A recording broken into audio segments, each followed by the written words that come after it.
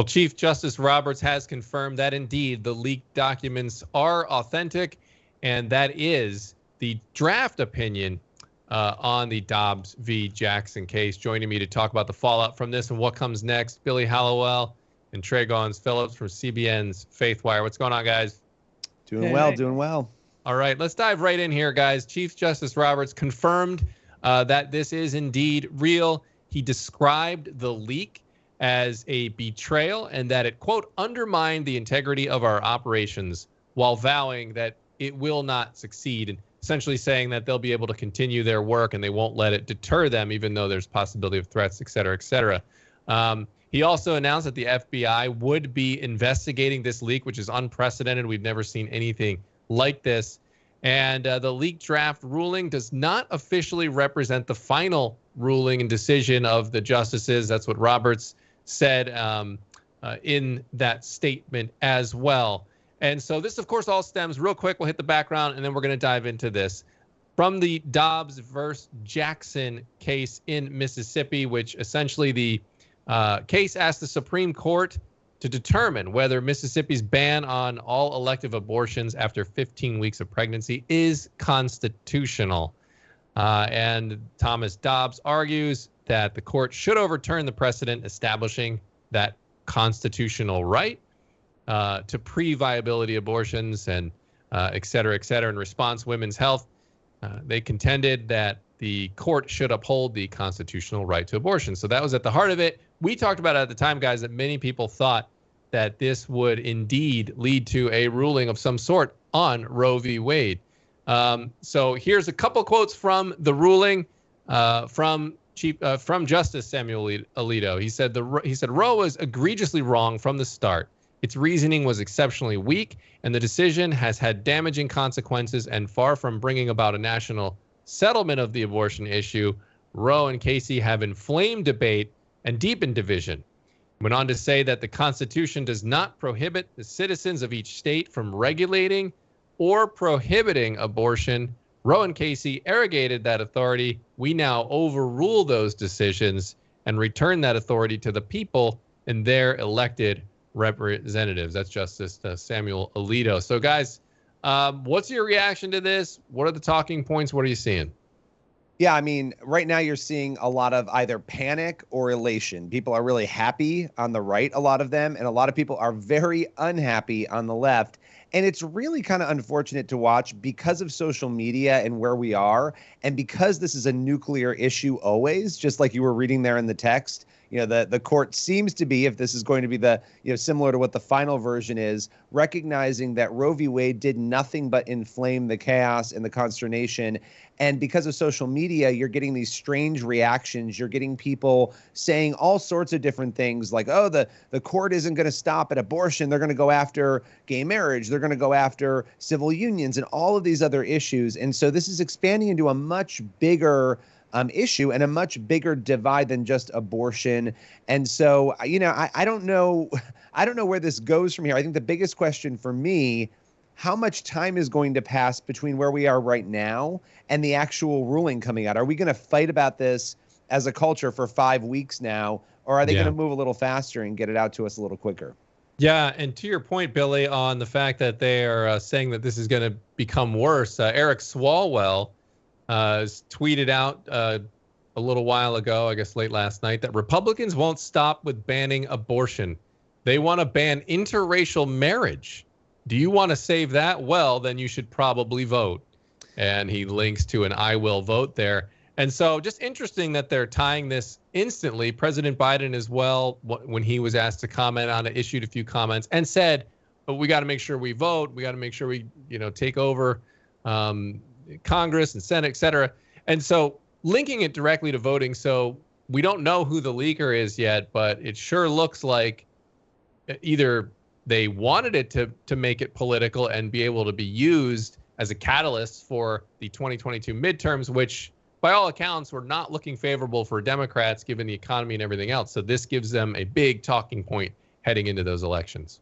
But interracial marriage, I mean, that is just such an evil tweet. I'm just going to leave it there. Yeah. That is remarkable in light of the fact that Clarence Thomas is married to a white woman and he's on the Supreme Court. It's pretty unbelievable. Yeah. Yeah, and to your point, Dan, about referencing Eric Swalwell, like I said earlier today on the Faithwire podcast, it seems like the left is kind of just throwing everything at the wall, and they're just trying to see what sticks. I mean, AOC also said that now the conservatives, the right, is going to go after gay marriage and try to undo that. But it's as if a lot of these lawmakers who are making these radical claims. One, the interracial marriage thing is just where in the world does that come from?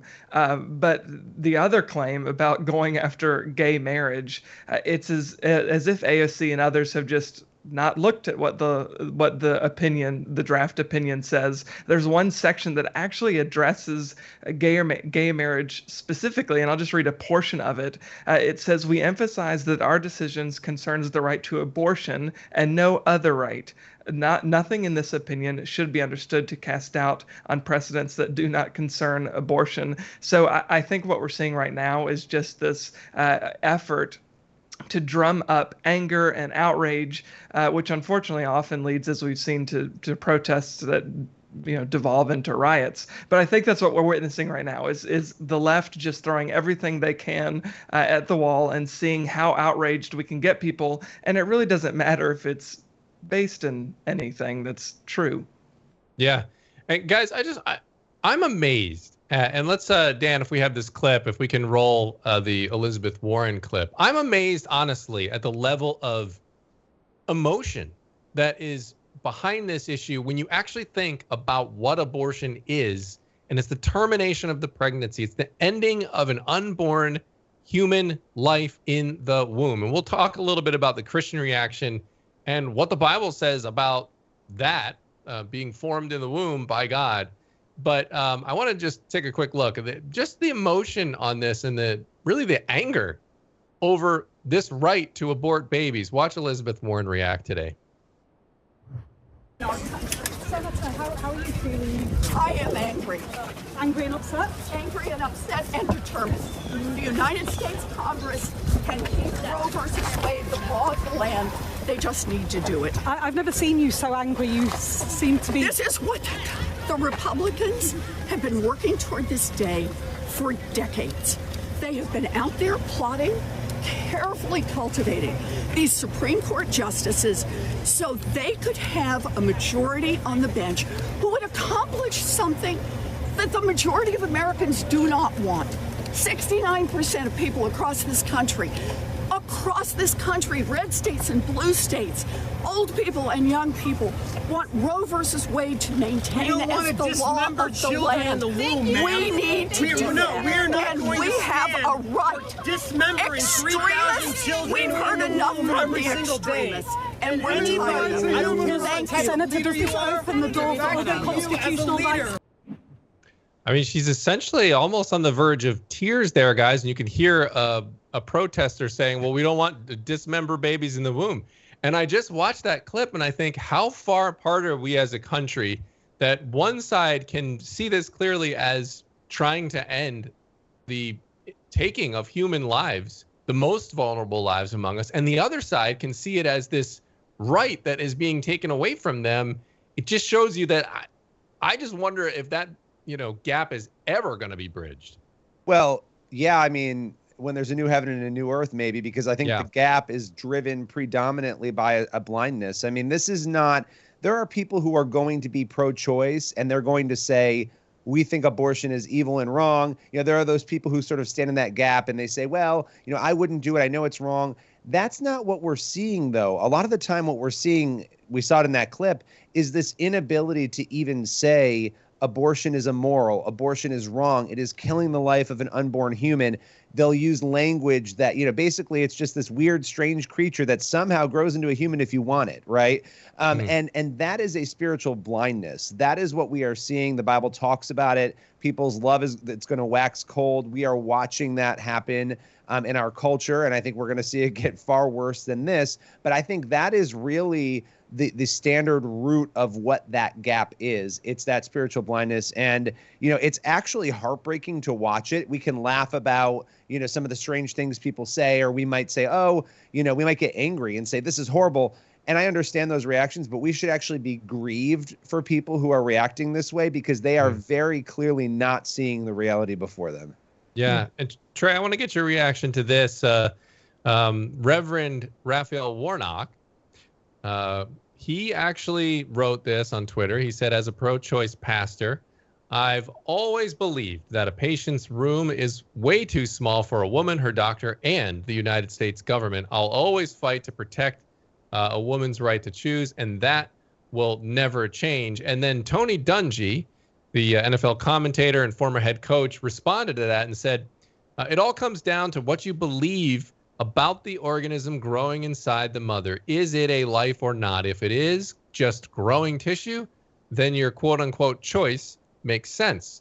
If it's a life, then it's obviously not okay to choose to end it. What does your Bible tell you it is? And then he says Psalm 139:16. So Trey, what's your reaction to that? I think that's a lot of exchanges we're seeing right now between those in the Christian realm who call themselves pro-choice, including the president, and Christians who don't fall into that category. Yeah, I mean, look, that's Tony Dungy is appealing to a fellow Christian or a person who calls himself a Christian. He's a pastor in Georgia, so I think he's appealing to him on that level. But also, to your point that you made just a minute ago, Billy, about Elizabeth Warren, and I think you can see some of this with Warnock as well. Just look at the language that they use. One, we talk about abortion and we say right to choose. We don't ever actually discuss what's happening when you make that choice or when you have an abortion, and that's intentional. And then also, listen to the words specifically that Warren was using, that they have been plotting. The Republicans have been plotting. So what Raphael Warnock, what Elizabeth Warren, and what so many others on the left do is they recreate this other false narrative of the moral good and the moral evil, but they reverse the roles. And then nobody challenges it. So you see in the secular world and then often in the media, you see the media picking up that framing that they've created. But it just reminds me of the passage in Scripture that talks about how we will turn evil into good and good into evil, and we'll pass them off incorrectly in our society, and we'll celebrate them incorrectly. And I think abortion is the perfect example with both what Warnock has said and with what Warren said in that clip, is they're passing off evil as this moral good. And that probably makes sense of the heartbreak that we're seeing in their eyes and in their voices and in their words. But they are, like you said, Billy, it's something that probably sounds over spiritualized, but it is. It's a spiritual issue, and we need to deal with the root issue in order to address the whole issue. Yeah, Billy, I want to get your reaction to this. John Fetterman, the Pennsylvania AG, who's a candidate for the U.S. Senate, excuse me. This is what he wrote. He said, let's be clear. The right to an abortion is sacred. Democrats have to act quickly, get rid of the filibuster to pass the Women's Health Protection Act, and finally codify Roe into law. We cannot afford to wait. I'm particularly ears perked up at that calling of abortion sacred. The way I actually responded to this one, and I essentially said that, well, what's sacred is human life. And it's sacred because we're made in the imago Dei, the image of God. That's how we know life is sacred. Abortion, to the contrary, and as Tony Dungy pointed out in Psalm 139, we also have Jeremiah 1:5, God clearly talking about creating us, knowing us in the womb. That's an intimate. He knows us because he's creating us. He's making us. And so to call that sacred, when then the Bible also says, it's murder, and that murder is wrong. And of course, abortion is ending that life. It's murder. So you add all of those things up, guys, and it's actually offensive, to call abortion sacred. Well, it's a religious word, right? The word sacred is a word that Christians use. And it's interesting because as the culture becomes more secularized, what's happening, we've talked a lot about this, people are basically becoming their own gods. They're making their own standards. They're deciding what they believe is right and wrong. And so to call abortion sacred, it's fascinating that you would want to borrow from that religious language, because really the issue of abortion, it's heartbreaking. I understand that women who make this decision, they feel like they have to. Now, we know there are other options, but they feel that way and they're trapped in that. but it's one of the issues that really is all about, in most cases, the self, right? It's about not wanting to be inconvenienced or not feeling like you're capable of doing it. And so you seek abortion. And so borrowing from this religious language and merging it with that religion of the self, I think we're actually going to see more of this sort of thing where we take the language and use it in that way because it does resonate with people, right? And, you know, for us as Christians, it's horrifying, but I think there are a lot of people who hear that and they say, yes, this is my sacred right to do what is right for me. It's all about the I and the me. Yeah. And I think, guys, as Christians, you know, we've talked about the division here and people are just talking past each other. Words are going like this and they're not landing. I think one of you mentioned it earlier, I think it might have been you, Billy, talking about how it's a blindness. It is a spiritual blindness that they're not seeing what is really going on here with the issue of abortion. And I think that should lead us to be praying for all the people who are lost on this issue and just lost in general, that God would open their eyes, remove the scales so they could see the injustice that is happening here. And if we want to be Christians that are pursuing justice, then who is more vulnerable? Who is more innocent than the unborn who have no one speaking for them on this issue when we talk about there's a choice being made? They're the ones inconveniently being left out of that choice. So, Billy, Trey, thanks for being here to break this down. We'll continue this coverage on CBNnews.com and faithwire.com.